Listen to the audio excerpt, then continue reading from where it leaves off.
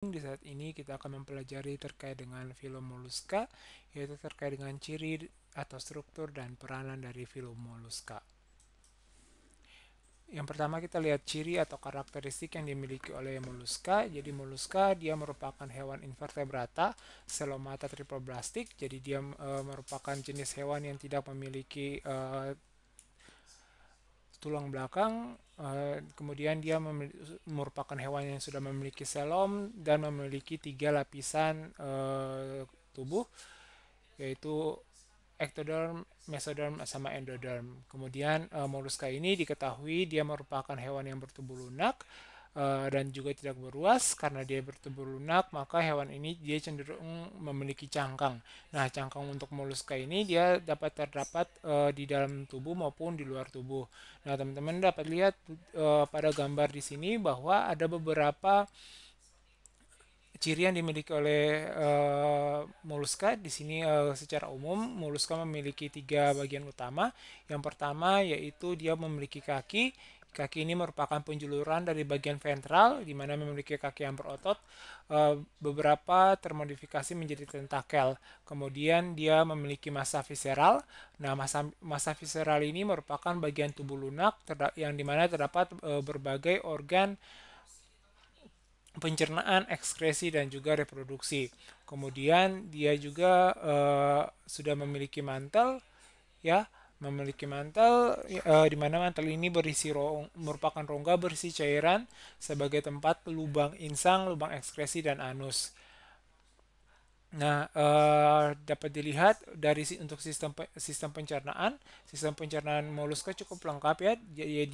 Jadi dia sudah memiliki mulut dan anus yang terpisah, di mana pada mulut moluska ini beberapa hewan memiliki radula. Radula itu adalah lidah parut yang dimana berfungsi untuk melumatkan makanan. Kemudian dia memiliki esofagus, dia memiliki lambung dan juga usus, dan makanan akan dikeluarkan melalui anus. Kemudian untuk respirasi,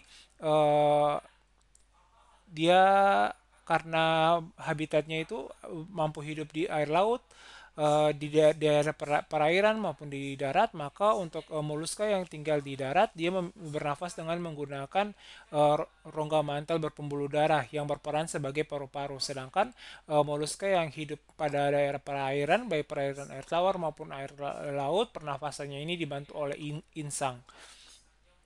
Kemudian untuk sistem saraf, dia memiliki sistem saraf berupa cincin saraf, ya, cincin saraf yang mengelilingi esofagus.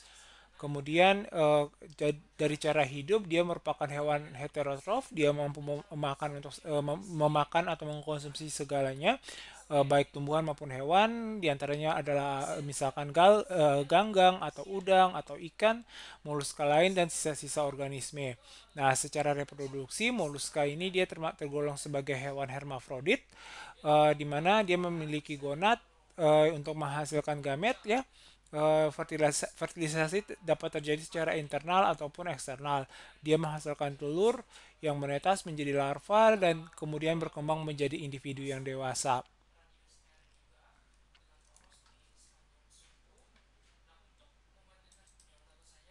Nah, ini merupakan beberapa peranan dari anggota dari filum moluska.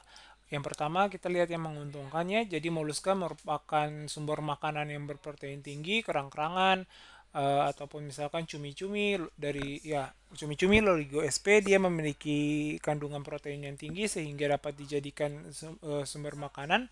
Kemudian dia karena dia memiliki cangkang ini dapat diolah menjadi perhiasan ataupun misalkan hiasan, dan juga dia mampu untuk menghasilkan mutiara. Nah, misalkan tiram batu, kemudian nautilus, kemudian tiram mutiara juga itu sering dimanfaatkan sebagai perhiasan ataupun hiasan.